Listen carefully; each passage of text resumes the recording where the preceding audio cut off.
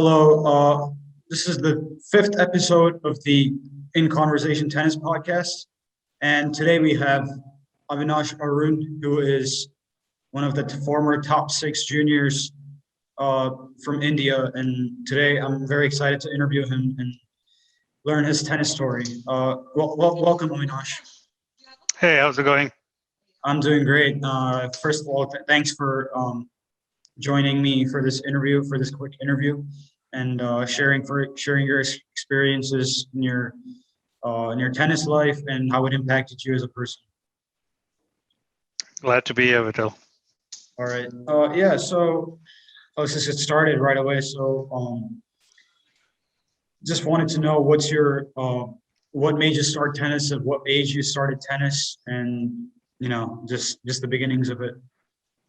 Sure. So I started playing tennis. I think the first time I held a racket was when I was seven and a half. Mm-hmm. And the reason I got into tennis was so I was a fairly shy kid, Mm-hmm. and so some of my neighbors where I was living were going to a tennis place fairly close by, and so my dad was like, "You need to go play with your friends, go play some tennis," and that's how I really started playing tennis.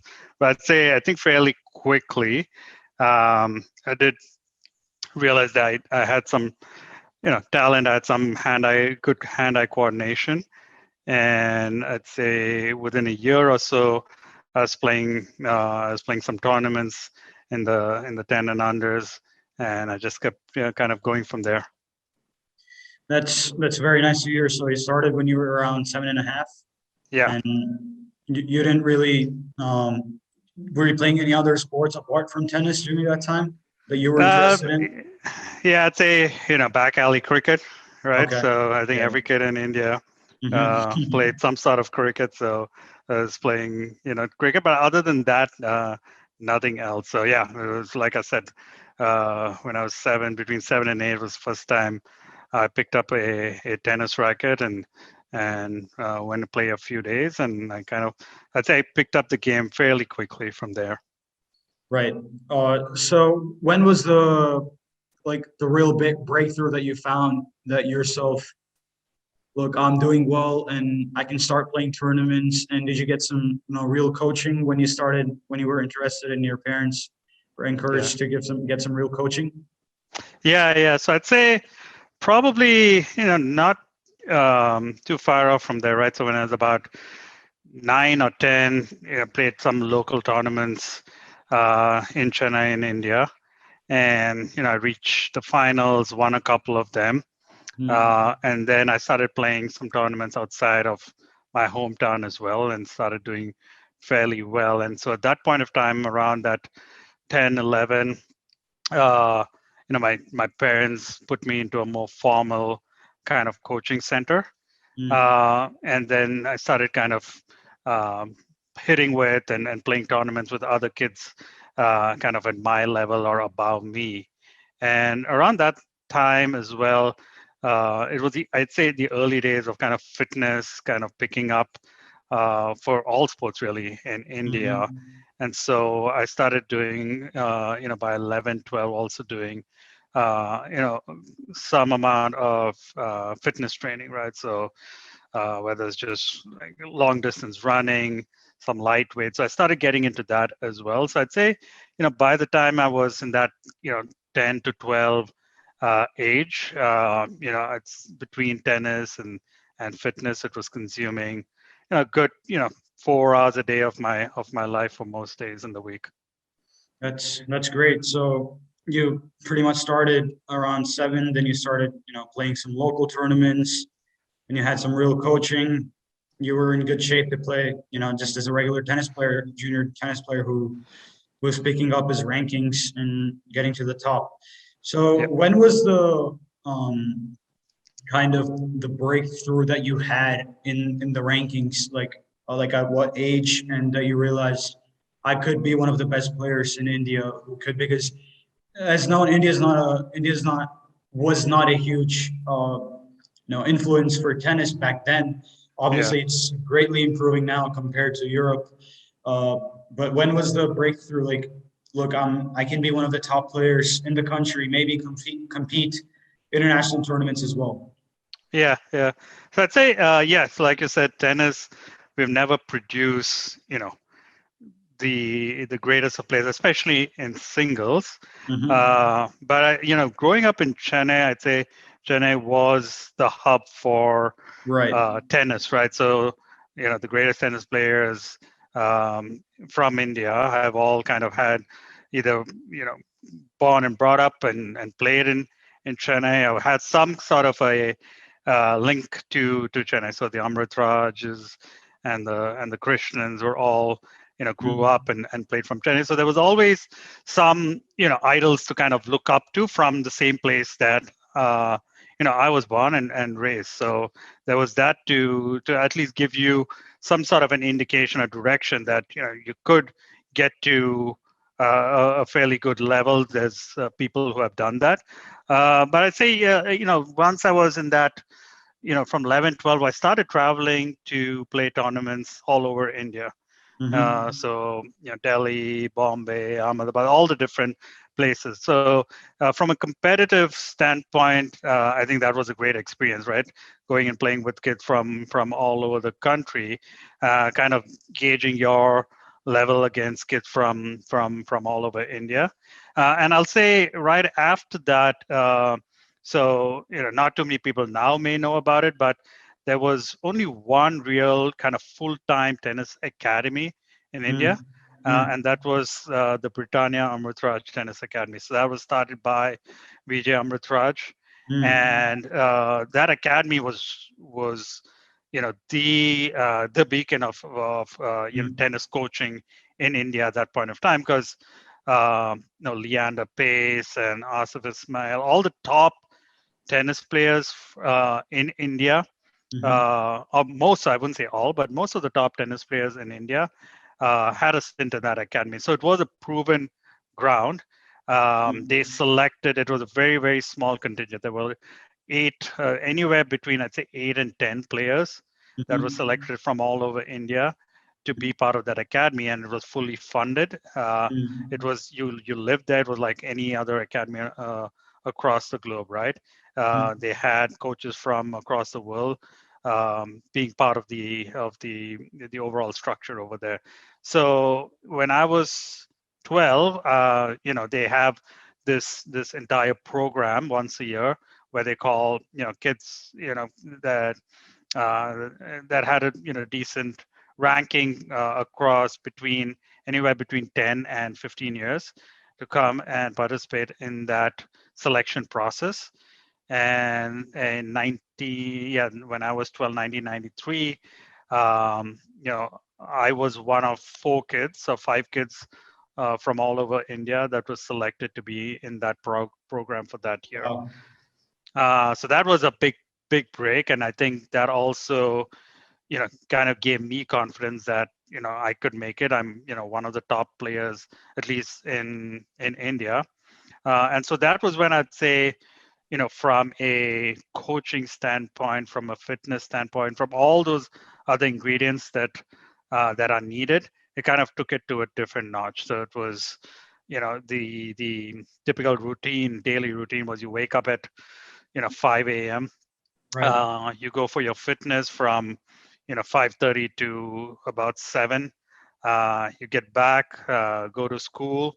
Right after school, you go back to the tennis courts, play till 6, 7, and not just, let's say, the tennis part of it, but from at a small level, even things like diet and what you should be eating was all part of that overall construct that the Britannia Amritraj kind of tennis academy kind of ingrained into the people over there. So I'd say that was the time I think the level kind of went up a notch and started really taking my game and to kind of the next level.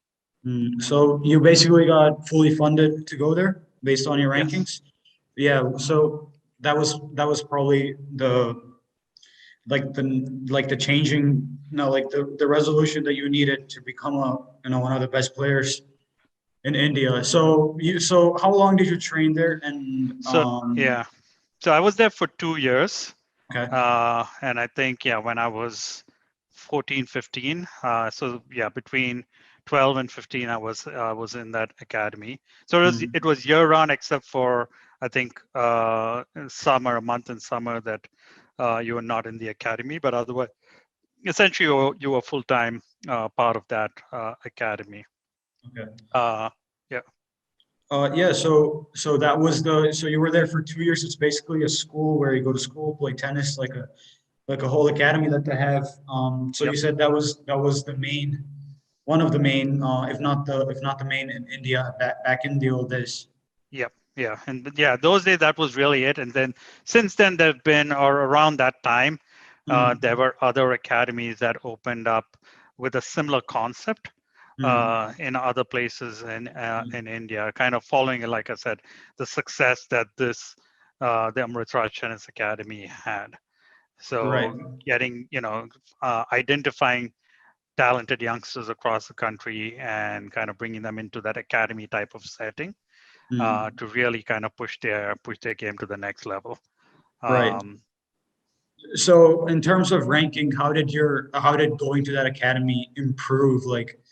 I mean, definitely your fitness is going to improve if you're in the academy. Your ground strokes will be more solid. You'll probably play because you're playing against, like you said, one of the best players in the country. So you're definitely going to improve regardless. So did you going there? Did it help you? Did it really help you to kind of get your game to the next level? And in what ways were you able to like dream harder, yeah, that you can make it to maybe even pro? yeah, yeah. So I'd say the first thing they do actually in the academy is they say for every person who's part of the Britannia Amritsar Tennis Academy, there's only one goal. Well, actually, I'll share that there's two goals. One of two goals, either to win Wimbledon or to bring the Davis Cup title to India.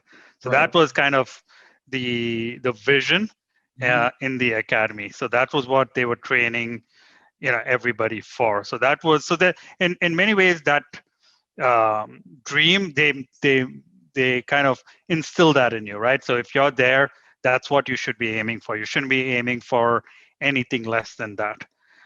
So that, and I'll say, you know, seeing kind of Leander Pace win Junior Wimbledon, being part of that academy, and then even a couple of the players who were with me at that academy at that time, a little bit more senior, Vikrant Chadha, he a top 5 in the world in juniors. So there were a number of those examples of people that have, okay, not won Wimbledon, at least on the single side, but or brought the Davis Cup title home, but uh, fairly close to achieving those dreams. So I'd say what the academy really taught me, I think, were two things. One is what it takes, right? So just understanding the discipline, the day-to-day kind of routines that you'd have to follow just to even give yourself an ounce of chance to make it.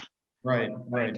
And then I'd say the fitness side of things, that was something that especially at that time in India was at very early stages, but it wasn't something that whether it was tennis or other sports, was something that was followed very closely, right? It was Right. just Right. typically going, practicing and then going back. That was all it was. So those areas, kind of the discipline, the fitness, and I'd say the overall kind of competitive, the competitive nature, Atmosphere. Yeah.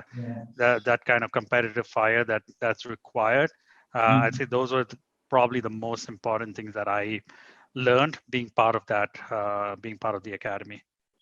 That's that. I mean, that's very inspiring for sure. I mean, you were able to kind of be in that? So did you say that you were training with Leander Pace and No, some of so that Leander was probably, he left the academy maybe 2 or 3 years before I earlier? was part of, Okay. part of the academy. But yeah, But you were uh, going through the same training sessions who pretty much won the junior Wimbledon, yeah, and you knew that how much work it takes to get there.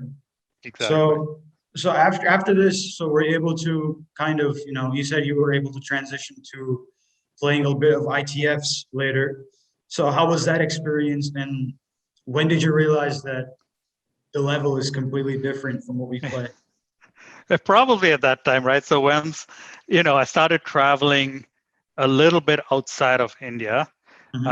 and played kind of the ITF tournaments, at least in other places in Asia. So Malaysia, Indonesia, Singapore. I think that's kind of the next level where you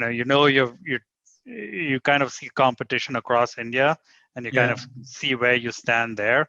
But then once you go and start playing international tournaments, and you have people from all over the world right. really coming and playing there. Then you really get a sense of how it is beyond kind of your boundaries of where you've been playing. So that was definitely opened my eyes a lot more, and kind of also Hmm. saw the difference, right? You could Hmm. be the number one player in India, and Hmm. India is a huge country with a lot of people trying to make it big in tennis. But then you go and then expand that, and you see within the continent of Asia, and then bring in people from Europe and across the globe. So you think that, hey, I'm fairly fit, I could hang with these guys, and then it's and then you kind of in many ways understand where you stand and what more you need to do to get Right, to really that next level. right. So you said you played, tournaments in Asia, so you probably started playing the qualies, and were you able to, what was the highest ranked player that you've played so far, in your ITF career?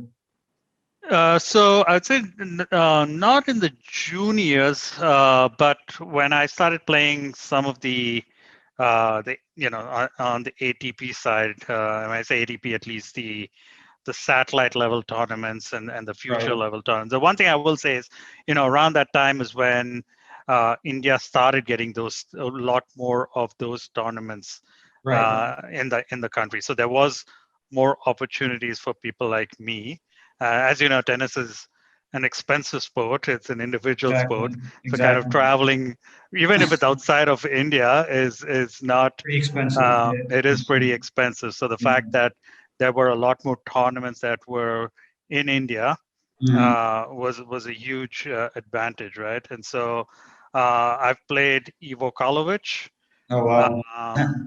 Um, I've played that probably the highest ranked player I played, because I think at some point Ivo Karlovic was top 20 in the So world.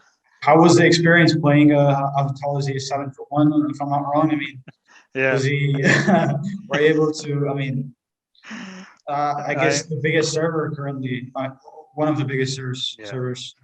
Yeah, that was and at that time, so he was playing tournaments, low level ATP tournaments in Okay. India, right? So his ranking was probably outside the top 500 at that time. So Okay. no one knew like Right. that, and I remember playing him in qualies at those Mm. tournaments, not even in the main draw, in qualies. Mm. But yeah, I mean, even at that time, I'm like 6'1", Yeah. and when I played this guy, his second serves were bouncing over me. I was essentially trying to hit smashes from the Yeah. baseline Yeah. to return his serve. Right. So he was, I'd say, probably the highest ranked player Mm. I played. I played against Jamie Delgado from Great Britain. He was, Mm. I want Isn't to he say, the top current six. Andy Murray's coach, if I'm not wrong? He was Andy Murray's coach. I think he even coached the British Davis Cup team Yes, maybe yes. fairly recently. So I played him.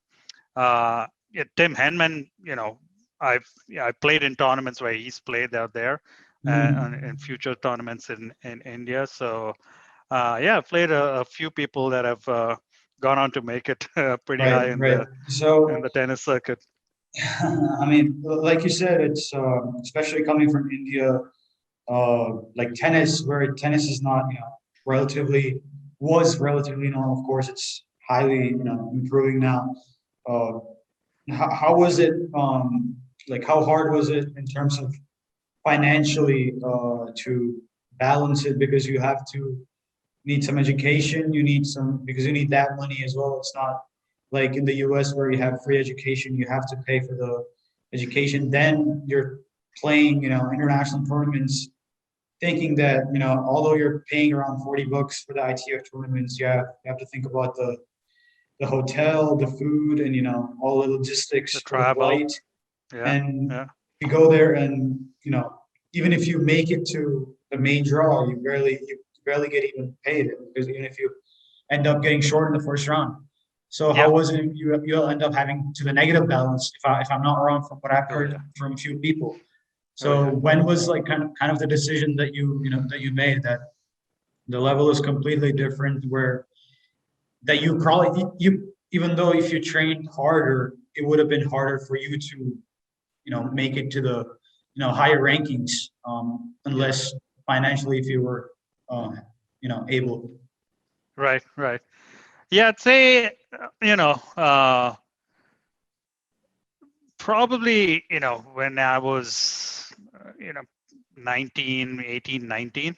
Mm, And part of it could have been just that, as a growing up, playing tennis from the time you were 7, 8, and that being really your life, right? For, yeah, the next 10 years. yeah, Even though I may have known earlier, I kind of may have put it at the back of my mind and not really kind of confronted it, or thought that was reality where I can't make it. So there was always, whether mm, the whether I was actually competing at that level or not, mm, you still, it's feel like you're giving up on a dream, right, right? right, So I'd say, but once I was, post, past 18, 19, 20, mm, and I was starting to, graduate for getting close to graduating from college, then it mm, really kind of hits you that, mm, hey, what am I going to be doing now? Am I going to continue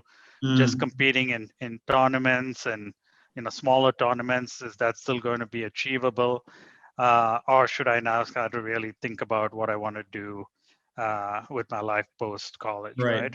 right, But yeah, I mean, I think the points you made are noteworthy, right? There is no roadmap. There is no path that you can actually look at and say, hey, if we followed this, what this person had done or the other person had done. There's not, like you mm, said, a whole lot of examples from India, and the financial part of it is mm, you cannot be overlooked. right, Like you said, it's like I remember, like, in the juniors, like traveling and to some of the other countries and seeing other juniors mm, from around the world. Even at 16, 17, there were a lot of those kids travel with coaches. And it right, may not be an individual coach, but a coach for 3, 4 of the kids exactly, from Britain or from China or mm, from Japan. And that was something that we didn't even have a choice in India, right? right, right, right, So I'd say right, that was another huge thing, right? So a lot of the other countries um, had that program in place where they'd identify, the top juniors, and then they'd send a coach, and they'd fund all of their tennis travel and their exactly, competition.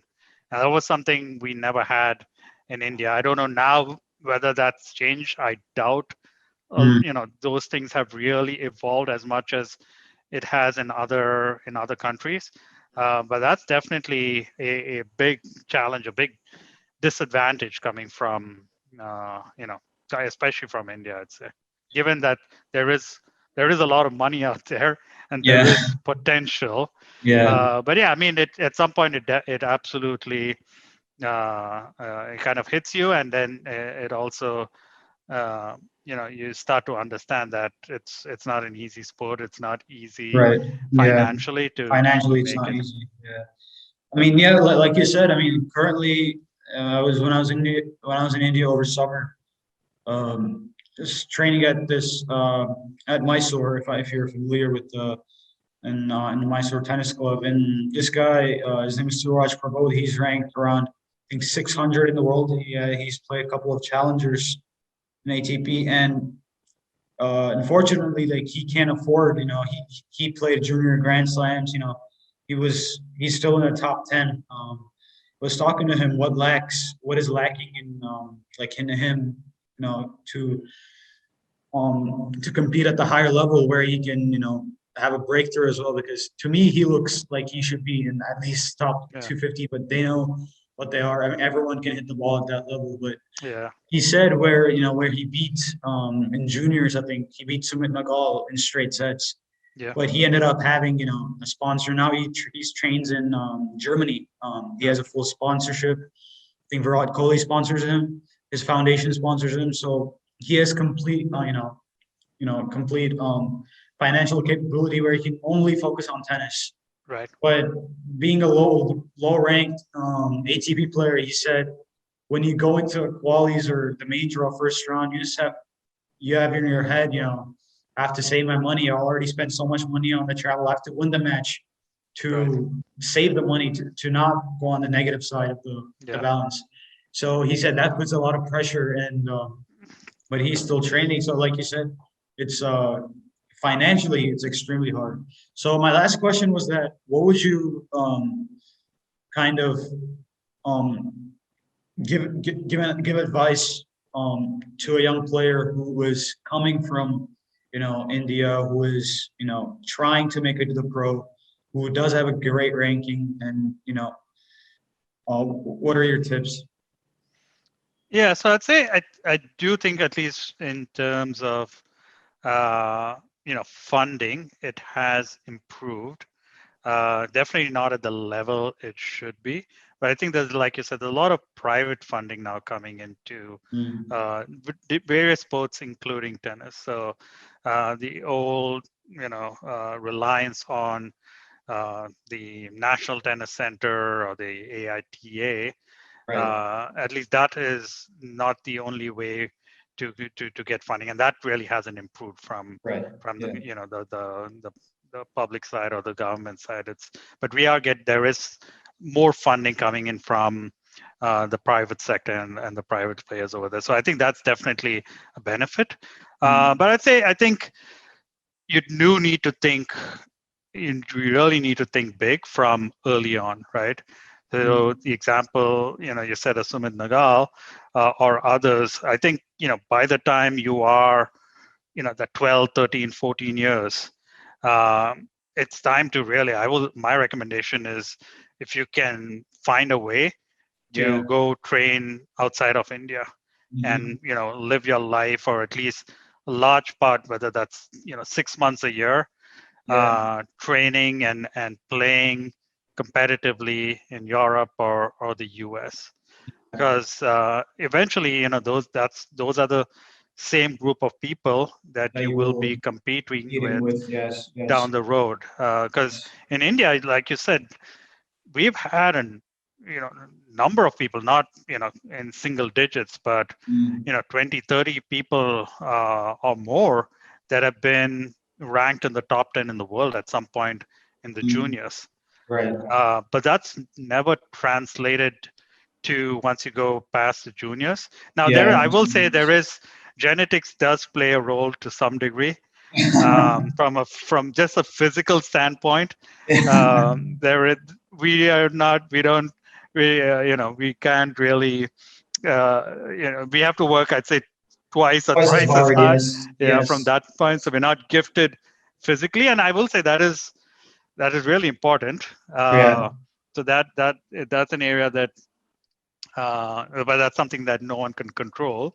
But outside of that, like I said, yes, I think I would definitely look at opportunities in Europe, and outside of India to really start training and competing as early as possible.